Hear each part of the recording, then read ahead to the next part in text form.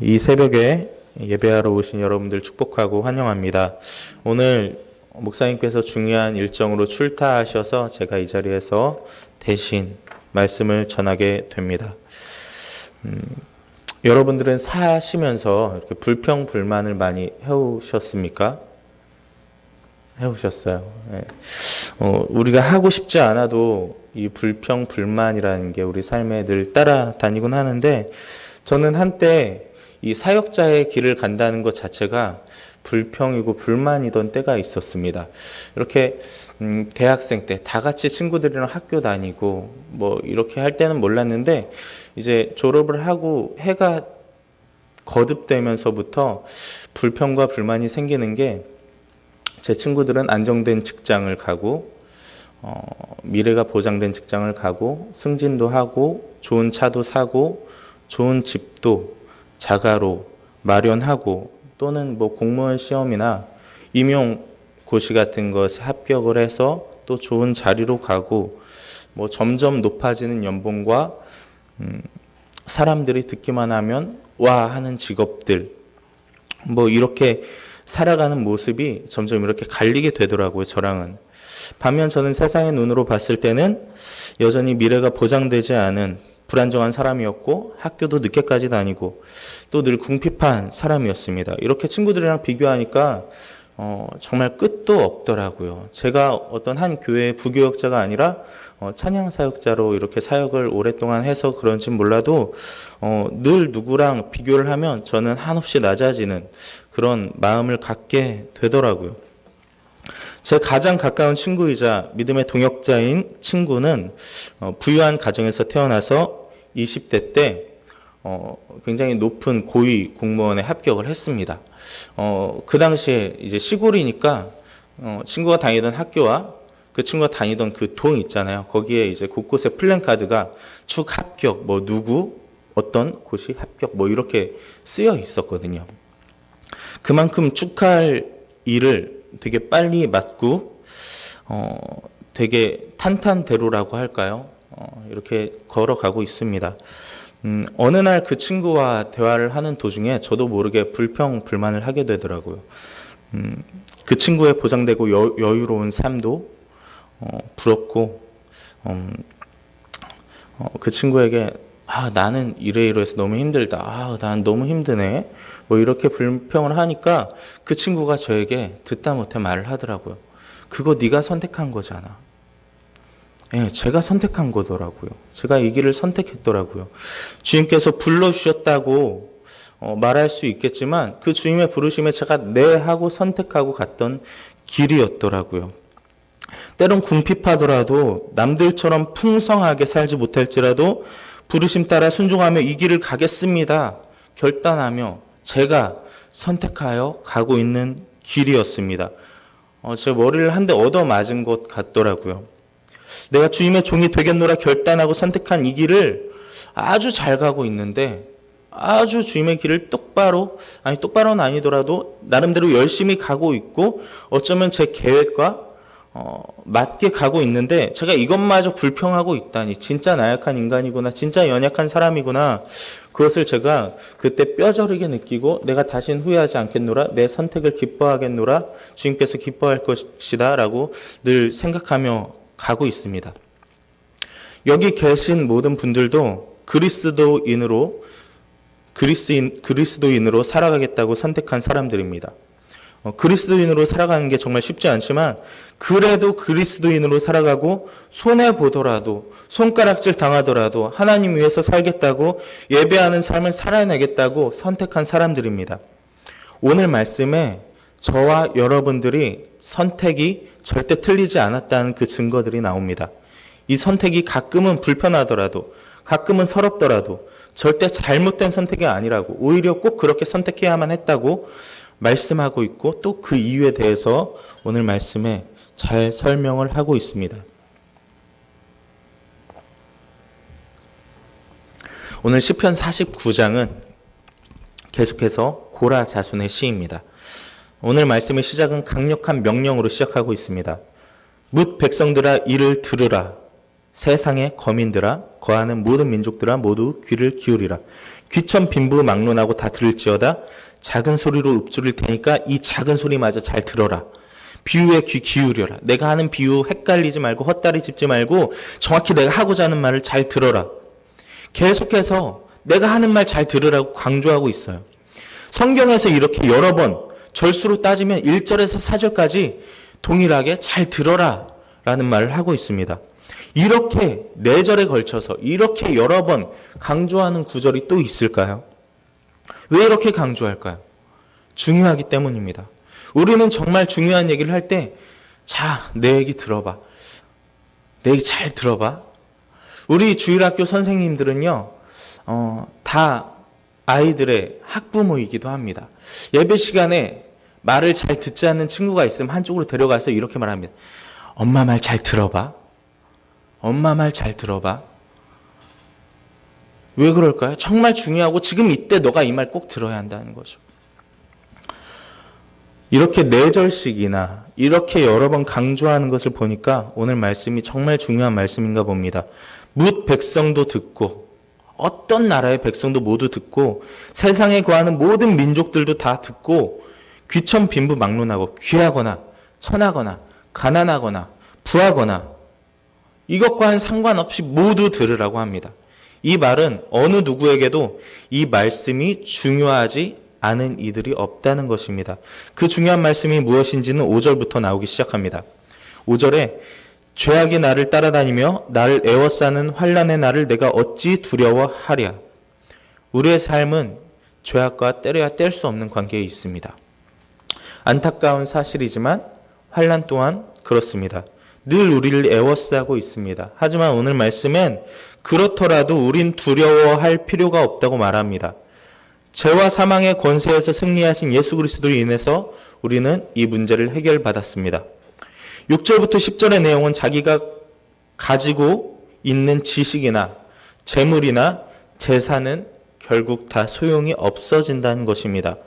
아무리 재산을 많이 모아도 우리의 몸은 죽기 마련입니다.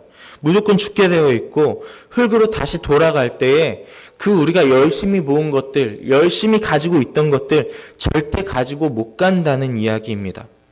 돈이 아무리 많이 있어도 우리의 육신은 죽는다는 것입니다. 유대인의 속담엔 죽음은 뇌물을 받지 않는다라는 말이 있습니다. 돈이 있다고 해서 절대 죽음이 피해가지 않는다는 것입니다. 죽음은 돈으로 설득되는 대상이 아니라는 것입니다. 11절부터 보면 사람들은 마치 영원히 살 것처럼 자기가 가진 땅에 자기 이름을 붙인다고 합니다. 다른 성경 버전으로 보니까 자기 이름으로 토지에 등기를 한다라고 되어 있더라고요. 결국 죽으면 끝인 것을 죽지 않을 것처럼 재물을 섬기며 사는 사람들에게 어리석다고 말하고 있는 것입니다. 그리고 이런 사람들은 존귀하지만 멸망하는, 결국 멸망하는 짐승과 같다라고 합니다. 사람은 모두 존귀하죠. 하지만 존귀한 것과 상관없이 구원의 문제 앞에서는 냉정하다는 것입니다. 눈에 보이는 세상의 것을 섬기다가 죽으면 그냥 영원히 죽는 것입니다. 그렇다면 살다가 때가 되면 죽어서 흙으로 돌아가는 짐승과 우리 사람과 뭐가 다를 게 있냐는 것입니다. 짐승과 똑같다. 그렇게 어리석은 사람들은 짐승과 똑같다는 말을 하고 있는 것입니다. 마태복음 6장에서는 너희가 하나님과 재물을 겸하여 섬기지 못한다고 말씀하고 있습니다. 우린 두 주인을 섬길 수 없습니다. 오늘 시편의 저자는 이렇게 두 주인을 섬기거나 재물만을 섬기는 사람들을 향해서 표현하기를 사망을 목자로 삼는 사람들이라고 합니다. 목자가 무엇입니까? 양을 인도하는 사람이죠. 양 같은 우리가 사망을 목자로 삼으면요, 스스로 스올의 지름길로 가는 것입니다. 스올이 뭔가요? 스올은 지옥입니다. 욥기에서는 이 스올을 표현하기를 먼지와 벌레, 어두움과 부패로 특징 지어진 어둠 속의 침상이라고 말하고 있습니다. 이곳에 한번 들어가면 벗어날 수 없습니다. 이 스올에 가서 그때야 회개하고 죄를 뉘우친다고 해서 그때야 예수님을 믿겠다고 말한다고 해서 이 스올에서 벗어날 수 없다는 것입니다. 요나서에서도 이 스올은 형벌과 고난의 장소를 상징하고 있습니다. 지옥입니다. 가서는 절대 안 되는 곳이죠. 그러니까 우리는 사망을 목자로 삼으면 큰일 나고 우리 주님만 목자로 삼아야 합니다. 15절부터는 이제 반전입니다. 그러나로 시작합니다. 그러나 하나님은 나를 영접하시리니 이러므로 내 영혼을 스올의 권세에서 건져내시리로다. 아멘. 우리의 참되신 목자 되신 하나님은 우리를 구원해 주신다는 것입니다. 죽음의 문제에서 해결해 주신다는 것입니다. 그러면서 남들 부러워할 필요가 전혀 없다고 말합니다. 어차피 그거 다 무쓸모가 되니까, 쓸모 하나도 없으니까 너희들 하나도 그렇게 눈에 좋은 거, 보기 좋은 거 부러워할 필요 없다고 합니다. 남들 좋은 차 타는 거, 비싼 아파트 사는 거, 아파트값 오르는 거, 금수저 물고 태어난 거, 사람들에게 칭찬받고 관심받으며 사는 거, 세상 눈에 명예롭게 보이고 높은 위치에 서는 것, 그런 거 하나도 부러워하지 말라고 합니다. 어차피 찰나 같은 이 땅에서의 삶에서 잠깐 소유하고, 아니 소유도 아니죠. 잠깐 빌려 쓰고, 잠깐 임대해서, 하늘의 시간으로 봤을 때는 겨우 며칠 임대해서 쓰는 것이고 결국엔 반납하고 빈손으로 아무것도 없이 떠날 것이니 부러워하지 말라고 말하고 있습니다. 이 말씀에 마음이 편안해집니다. 부러워할 것이 없는 거예요. 17절에도 그렇고 18절에도 그렇고 19절에도 그렇고 영생이 없는 그들은 결국 빛을 보지 못하고 그들의 조상에게로 돌아간다고 하는데, 냉정하게 말하면 조상들은 수월에 있겠죠. 여기 오늘 말씀이 17절에 표현하기를 우리는 보통 죽으면 하늘로 올라간다고 생각하잖아요. 왜냐하면 우리는 죽으면 하나님 계신 늘 찬송하며 살 그 천국이 하늘에 있다고 생각하니까. 그런데 오늘 말씀에는 죽으면 이런 사람들은 내려간다고 되어 있어요. 내려간다. 어디로? 땅속 깊이, 스올로, 지옥으로 내려간다고. 얼마나 이 무서운 말입니까? 마지막 20절입니다. 존귀하나 깨닫지 못하는 사람은 멸망하는 짐승 같도다. 12절에서 말했던 것 또 말하고 있네요. 또 말한다는 것은 중요하다는 거죠. 12절에도 말한 것처럼 누구나 다 존귀하죠. 믿는 사람이건 믿지 않는 사람이건 귀하지 않은 사람이 어디 있습니까? 누구나 다 존귀합니다. 예수님을 믿는 이들이나 믿지 않는 이들이나 사람은 모두 존귀합니다. 하지만 존귀하다고 해서 모두 다 구원받을 수 있는 것은 아니라는 말을 다시 하고 있습니다. 사람은 존귀하지만 진리를 깨닫지 못하는 사람은 안타깝지만 존귀하더라도 구원을 얻을 수 없다는 것입니다. 우리가 주변에 사랑하는 사람들 많죠. 가족들도 그렇고 이웃들도 그렇고 너무 아끼고 사랑하는 사람들, 우리가 존귀하게 여기고 있는 사람들 참 많지만 안타깝게도 그 사람들도 예수님 믿지 못하면, 그 십자가의 그 은혜를 믿지 못하면 존귀하나 깨닫지 못하는 자, 결국 수월의 길로 가는 자들이 됩니다. 오늘 말씀을 이렇게 보니까 뭔가 오늘 시편 49편의 말씀이 약자를 대변하고 위로하는 말씀 같기도 하고, 약자에게 꼭 필요한 말씀을 하는 것 같은데 꼭 그런 것만은 아닙니다. 오늘 2절에 귀천 빈부를 막론하고 다 들을지어다 라고 했잖아요. 이 땅에서 좀 있는 사람들, 넉넉한 사람들은 재물이나 명예를 전부로 여기지 말고, 하나님보다 더 중요하게 여기지 말고, 재물 의지하지 말고, 또 교만하지 말고, 대신 나눌 줄도 알고, 진짜 중요한 게 뭔지 이 말씀을 통해서 진리를 깨달으라는 것입니다. 또한 이 말씀을 듣는 약자들은, 스스로 약자라고 생각하는 사람들은 더 이상 남들과 비교하지 말고, 가장 중요한 것은 우리를 위하여 십자가에서 돌아가신 예수 그리스도를 믿고 육신의 죽음 너머에 있는 영원한 생명을 얻는 것이니 결코 낙심치 말라는 것입니다. 무엇보다도 참된 그리스도인으로 사는 것을 선택한 너희들은 이미 천국을 받은 사람들이라 라고 말씀하고 있는 것입니다. 이미 이긴 싸움을 하고 있는 사람들이라는 것입니다. 다시 말씀드립니다. 우리의 소망은 돈도 아니고, 내 이름으로 등기된 부동산도 아니고, 사람도 아니고, 지식도 아니고, 바로 하나님입니다. 시편 42편 5절과 43편 5절을 보면 말씀에서 찾기 힘들게 똑같은 구절이 있습니다. 왜 똑같은 말씀이 반복될까요? 다시 말합니다. 중요하기 때문입니다. 제가 읽어드립니다. 내 영혼아, 내가 어찌하여 낙심하며 어찌하여 내 속에서 불안해하는가? 너는 하나님께 소망을 두라. 그가 나타나 도우심으로 말미암아 내 하나님을 여전히 찬송하리로다. 아멘. 하나님께서 말씀하십니다. 사랑하는 딸아, 사랑하는 나의 아들아, 왜 낙심하고 불안해하니? 내게 소망을 두면 돼. 그럼 내가 너의 지금의 삶은 물론이고 언제 닥칠지 모르는 육신의 죽음 이후에도 널 도와서 천국에서 영원히 살게 할 거야. 우린 이렇게 행하실 주님께만 소망을 두고 상황과 환경에 상관없이 여전히 찬송하며 살면 되는 것입니다. 물론 열심히 살아야겠죠. 공부도 열심히 해야 하고 자녀 교육 열심히 해야 하고 내 일도 열심히 해야겠죠. 똑똑하면 좋죠. 누리며 살면 좋죠. 돈 많이 있으면 좋죠. 집 좋고 차 좋으면 좋죠. 정말 감사한 일이죠. 하지만 우리 삶에 이것들이 허락되지 않더라도 큰일 나는 게 아니라는 것입니다. 우리 삶에 이것들이 없는 것이 크게 우리에게 낙심할 일이 아니라는 것입니다. 그리고 우리 삶에 이런 것들이 허락되지 않더라도 가장 귀한 사실, 예수 그리스도의 속량으로 말미암아 구원을 주신 내 하나님을 여전히 찬송해야 한다는 것입니다. 아멘. 영원한 생명을 얻게 하실 하나님께만 소망을 두어야 한다는 것입니다. 하나님께 소망을 둘 때 우리는 믿음으로 승리할 수 있습니다.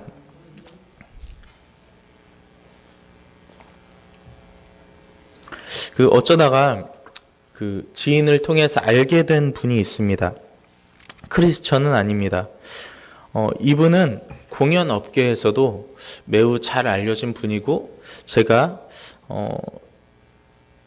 어떤 공연이다라고 말을 하면 여러분들은 그 공연을 이 사람이 했다고 라고 할 정도로 이 공연 기획에 있어서는 우리나라에서는 둘째가는 서러운 그런 사람입니다. 그런데 이분이 미국에서 200억짜리 공연을 기획을 했어요. 200억짜리 굉장히 큰 돈이죠. 그 중에 100억을 자신의 돈으로, 또 자신의 돈이 100억이 안 되니까 많은 돈을 여기저기서 빌려서 이 200억짜리 공연을 완성을 했습니다. 그리고 이 200억짜리 공연이 시작되고 공연이 모두 마치고 더 이상 회차가 늘어나지 않습니다. 그리고 이 공연의 총 수익은 100억이었습니다. 200억 들여서 100억 수익이 났으니까 100억이 마이너스가 된 거죠. 이 100억의 빚을 떠안은 것입니다. 이 100억의 빚을 누가 쉽게 변제하겠습니까? 변제를 못하니까 이 교도소에도 가고 나오고 나서도 이 빚이 아무리 갚아도 줄지를 않는 거예요. 끝이 안 보이더랍니다. 그래서 한강 다리에 수도 없이 섰다고 합니다. 그런데 한강 다리에서 수도 없이 설 때마다 자기를 살게 하는 생각이 하나 있다고 합니다. 그게 뭐냐면 내일 소주. 야, 내가 오늘 버티고 내일 되면 내가 또 소주를 먹을 수 있잖아. 그러니까 내일 소주만 생각하면 오늘 죽지 않아도 오늘 살아내게 된다는 것입니다. 그렇게 술이 매력적인가요? 어쨌든 내일 소주만 생각하면 이분은 죽고 싶을 때마다 내일 소주. 그래 내일 소주. 내일 되면 또 소주. 이 생각만 하면 하루 더 살게 되더랍니다. 그래서 지금까지 살아 있습니다. 하지만 살아는 있지만 산 게 아니죠. 이분의 삶은 여전히 무너져 있는 거죠. 소주는 잠깐의 고통을 외면하게 할 뿐 눈 뜨면 다시 현실이니까요. 참 소망이 아닌 거죠. 소주는 문제의 근원을 해결할 수 없잖아요. 결국 내일 소주 하다가 지금은 건강이 너무 악화돼서 이 소주마저도 못하는 그런 상황. 전 그분을 보면서 마음속으로 이렇게 기도했습니다. 저분이 소주를 소망으로 삼는 것이 아니라 주님을 소망으로 삼게 도와주세요. 그런데 제가 이렇게 기도하는 것이 오늘 말씀드리려고 하는 것이 아니라 우리 가운데 소망이 무엇냐라는 것입니다. 내일 소주라는 말을 그 말을 들은 이후부터 저에게는 좀 충격적이었는데 마음속에서 외쳐지는 저만의 선포가 생겼습니다. 바로 힘들 때마다 맞다 주님, 내일 주님, 오늘도 주님, 내일도 주님. 이 주님이 누구십니까? 나를 위해서 십자가에서 돌아가신 분이십니다. 나를 위해서 그 죄를 속량하여 주신 분. 그 속량이 뭐냐면요, 제가 노예 신분이야. 평생 누군가의 노비로 살 수밖에 없는데 예수님께서 그 노비 문서 찢으시고 내가 차라리 노비할게. 너 그냥 자유롭게 살아라. 저를 속량해 주신 거예요. 그 속량의 은혜를 생각하면요, 어렵고 힘들 때마다 주님, 속량하신 주님, 오늘도 주님, 내일도 주님 생각할 때마다 저에게 소망이 생기는 것입니다. 맞다 주님. 이것만 생각하면 소망이 다시 생기기 시작해요. 그렇게 주님께 소망을 두면 이 삶에서 좀 힘들고 어려운 것들, 안 힘들다면 거짓말이지만 분명한 것은 이길 힘을 주님께서 주신다는 것입니다. 살 소망을 주님께서 주신다는 것입니다. 어찌하여 두려워하냐, 어찌하여 낙심하냐 말씀하시면서 위로하여 주신다는 것입니다. 천국에서의 삶을 기대하게 하시고 그 천국에서의 삶을 기대하며 사는 이 땅의 삶 또한 천국으로 만들어 주신다는 것입니다. 오늘 말씀을 정리합니다. 구원은 오로지 하나님께만 있습니다. 구원을 얻지 못하면 다 잃는 것입니다. 하지만 구원을 얻는다면 다 얻는 것입니다. 세상의 것에 소망 두지 마시고 세상의 것을 의지하지 마시고 오직 하나님께 소망을 두길 바랍니다. 지식과 재물과 재산은 결국 소멸되지만 우리 주님은 살아계시고 영원히 신실하시고 우리와 함께 하십니다. 썩어지고 사라질 것을 의지하지 마시고 오직 주님만 의지하며 이 땅을 능히 기쁨으로 살아내시는 저와 성도님들 되시길 바랍니다. 두려움이 찾아오고 낙심될 때마다 오늘 주님, 내일도 주님 선포하며 소망으로 충만하게 사시길 바랍니다. 더 나아가 하나님께 소망을 두지 못하고 세상 것에 소망을 두고 살아가는 이들을 주님의 마음으로 바라보면서 중보기도 하시고 또한 복음 전하며 사는 축복된 삶이 되시기를 모두가 되시길 바랍니다. 기도하겠습니다.